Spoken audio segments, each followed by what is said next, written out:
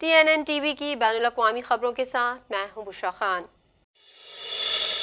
Canadian اور امریکی سرحدی حکام کا کہنا ہے کہ بارڈر کراسنگ کے امریکی جانب ایک مہلک کار حادثے اور دھماکے کے بعد ریمبو برج جمعرات کی شام کو دوبارہ کھول دیا گیا ہے۔ مزید تفصیلات اس رپورٹ میں۔ کینیڈین اور امریکی سرحدی حکام کا کہنا ہے کہ بارڈر کراسنگ کے امریکی جانب ایک مہلک کار حادثے اور دھماکے کے بعد ریمبو برج جمعرات کی شام کو دوبارہ کھول دیا گیا۔ دھماکے کے بعد ٹورنٹو پولیس نے شہر میں اپنی موجودگی بڑھا دی ہے، جبکہ پیل پولیس کو پیئرسن ایئرپورٹ پر تعینات کر دیا گیا ہے۔ دھماکے کے نتیجے میں ٹورنٹو پولیس نے کہا کہ وہ احتیاط کے باعث پورے شہر میں باوردی افسران کے گشت میں اضافہ کرے گی۔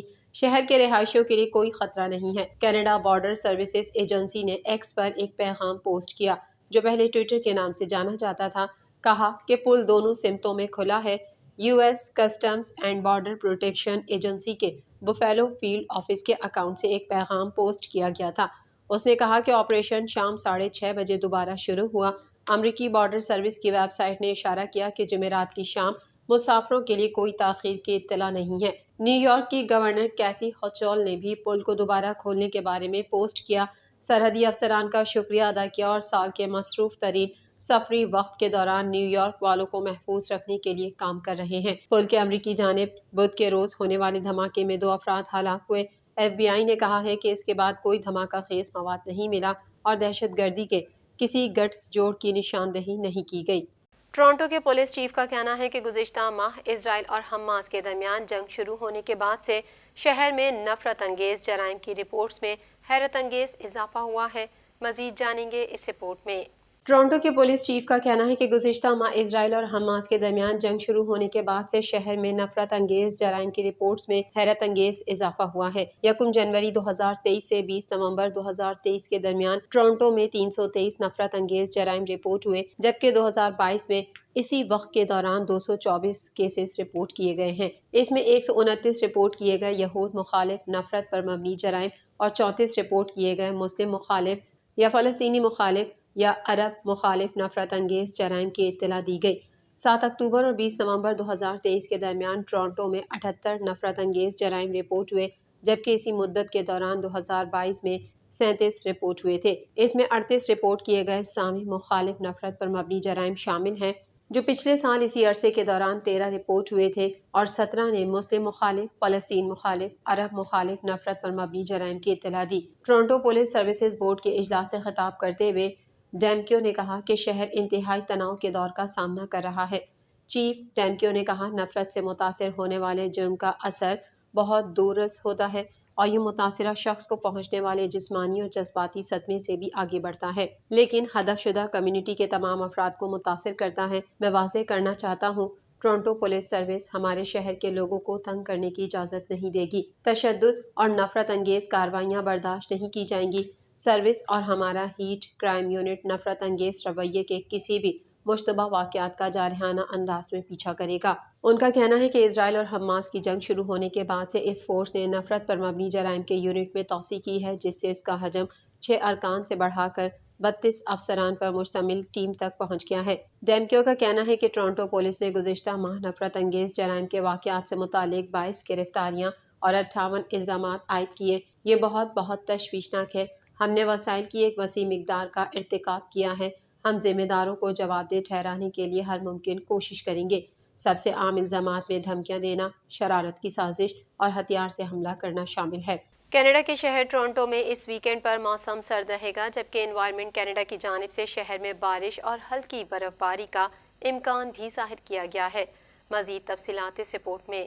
کینیڈا کے شہر ٹورنٹو میں اس ویکینڈ پر موسم سرد رہے گا، جبکہ انوائرمنٹ کینیڈا کی جانب سے شہر میں بارش اور ہلکی برف باری کا امکان بھی ظاہر کیا گیا ہے۔ انوائرمنٹ کینیڈا کا کہنا ہے، ہلکی برف باری کا سلسلہ آنے والے دنوں میں بھی جاری رہے گا۔ اس ویکینڈ پر شہر کا کم سے کم درجہ حرارت ہفتے کی رات کو -1 ڈگری سینٹی گریڈ اور زیادہ سے زیادہ درجہ حرارت اتوار کے روز 4 ڈگری سینٹی گریڈ رہنے کی توقع ہے۔ ہفتے کے روز شہر کا درجہ حرارت دن کے اوقات میں 3 اور رات کے اوقات میں -1 ڈگری سینٹی گریڈ رہنے کی توقع ہے۔ اتوار کے روز شہر کا درجہ حرارت دن کے اوقات میں 4 اور رات کے اوقات میں 0 ڈگری سینٹی گریڈ رہنے کی توقع ہے۔ انوائرمنٹ کینیڈا کے مطابق آنے والے دنوں میں شہر میں سردی میں اضافے کا امکان ہے۔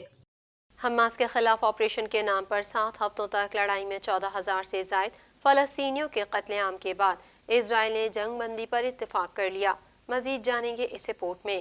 حماس کے خلاف آپریشن کے نام پر 7 ہفتوں تک لڑائی میں 14,000 سے زائد فلسطینیوں کے قتل عام کے بعد اسرائیل نے جنگ بندی پر اتفاق کر لیا۔ میڈیا رپورٹ کے مطابق اسرائیل اور حماس کے درمیان 4 روزہ عارضی جنگ بندی معاہدے کے تحت اسرائیلی جیلوں میں قید 150 فلسطینیوں کو رہا کیا جائے گا، جبکہ مزاحمتی تنظیم 50 صہیونیوں کو رہا کرے گی۔ گزشتہ روز قطر کی وزارت خارجہ کے ترجمان ماجد الانصاری نے دوحہ میں نیوز کانفرنس کرتے ہوئے کہا، 4 روزہ عارضی جنگ بندی جمعے کو مقامی وقت کے مطابق صبح 7 بجے یعنی پاکستانی وقت کے مطابق صبح 10 بجے شروع ہوگی۔ رپورٹس کے مطابق حماس اور اسرائیل کے مابین غزہ میں 4 روزہ جنگ بندی کا آغاز جمعے کی صبح 7 بجے سے شروع ہوا۔ اسی روز شام کو 4 بجے حماس کی قید سے 13 سویلین صہیونی قیدیوں کو رہا کیا جائے گا، جن میں خواتین اور بچے شامل ہیں، جبکہ امدادی ٹرک رفح کراسنگ سے غزہ میں داخل ہوں گے۔ معاہدے کے تحت صہیونی یرغمالیوں کی رہائی کے بدلے اسرائیل کی جیلوں میں قید فلسطینی اسیران کو بھی رہا کیا جائے گا۔ قطری وزارت خارجہ کا کہنا ہے کہ دوحہ میں ایک آپریشن روم جنگ بندی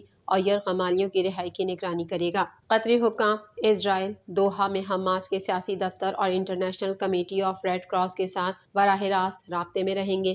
جنگ بندی معاہدے کے ثالث کاروں میں قطر کے ساتھ مصر بھی شامل ہے۔ میڈیا رپورٹ کے مطابق اسرائیل آرمی ریڈیو کا کہنا ہے کہ حماس کی قید سے 13 یرغمالیوں کی رہائی کے بدلے جمعے کو 39 فلسطینی قیدیوں کی رہائی متوقع ہے۔ ادھر حماس نے تصدیق کی ہے کہ اسرائیل کے ساتھ جنگ بندی جمعے کو مقامی وقت کے مطابق صبح 7 بجے سے نافذ العمل ہوگی، جو 4 دن تک جاری رہے گی۔ جنگ بندی کے دوران فریقین تمام فوجی سرگرمیاں روک دیں گے۔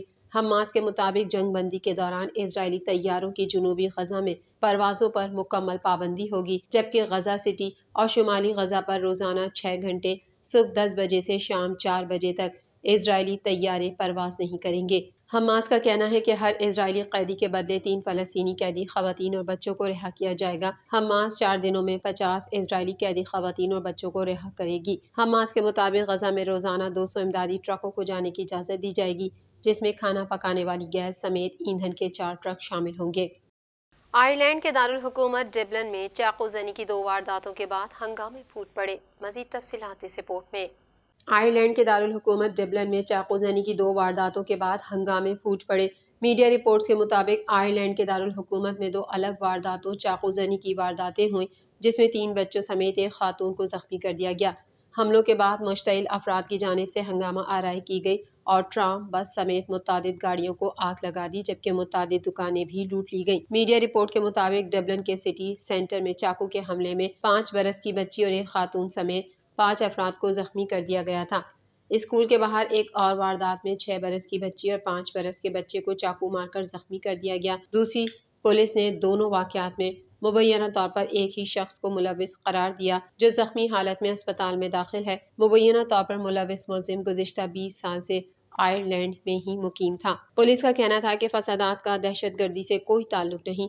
امن و امان کی صورتحال کے پیش نظر علاقے کو گھیرے میں لے لیا ہے، جبکہ سیکیورٹی وجوہات کی بنا پر ٹرینٹی کالج کو بند کر دیا گیا ہے۔